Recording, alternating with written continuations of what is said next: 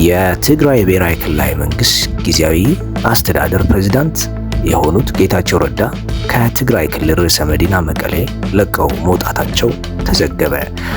አቶ ጌታቸው ረዳ ተቀናቃኞቻቸው የህወሓት ቡድን ጋር የተሰለፉት የጦር አዛዦች ቀስ በቀስ መንግስታቸውን እያፈራረሱ ፕሬዝዳንቱ ሊያመልጡ ችለዋል።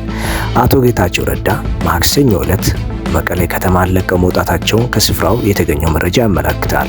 በመቀሌ ከተማ አሉላ አባ ነጋ ዓለም አቀፍ አውሮፕላን ማረፊያ የኢትዮጵያ አየር መንገድ በረራ ማድረጉም በዕለቱ ታውቋል። በረራው ማክሰኞ ማምሻውን አዲስ አበባ የኢትዮጵያ ዋና ከተማ ማረፉንም የውጭ ምንጮች አረጋግጠዋል። ማክሰኞ ዕለት የትግራይ ወታደራዊ አዛዦች በአዲግራትና በአዲጉዶም የሚገኙትን የወረዳ መንግስታት መበተናቸው ይታወቃል። ሁለቱ የአካባቢ መስተዳድር አቶ ጌታቸው ረዳ ጊዜያዊ አስተዳደርን ይደግፉ ነበረ። ታዋቂው የህወሓት አመራር አቶ ጌታቸው ረዳ በመጋቢት 2023 የትግራይ ጊዜያዊ ፕሬዝዳንት ሆነው የተሾሙ ሲሆን ባለፈው ዓመት ከፓርቲያቸው ጋር ልዩነት መፍጠር ችለዋል።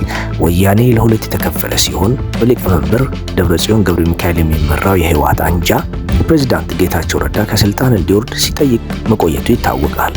ከአንድ ወር በፊት አብዛኞቹ የትግራይ ወታደራዊ አዛዦች የአቶ ጌታቸው ረዳ አመራርን በአዲስ መልክ እንዲዋቀር ወይም ከስልጣን እንዲነሱ በመጠየቅ የህወሓት የደብረጽዮንን ቡድን ወይም አንጃ ወደ ኋላ ጥለው ነበር። የትግራይ ወታደራዊ አዛዦች የጌታቸው ረዳ የአካባቢ አስተዳደርን ለመበተን የኃይል እርምጃ እየወሰዱ መሆኑ ይታወቃል። በትላንትናው ዕለት በአዲጉዶም በጌታቸው ረዳ ቡድን ላይ ተኩስ ከፍተው 5 ሰዎች መቁሰላቸው ተሰምተዋል።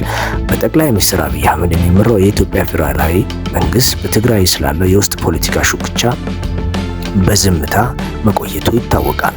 የፌዴራል መንግስት አቶ ጌታቸው ረዳ የህወሓት ቡድን ይደግፋሉ ተብሏል።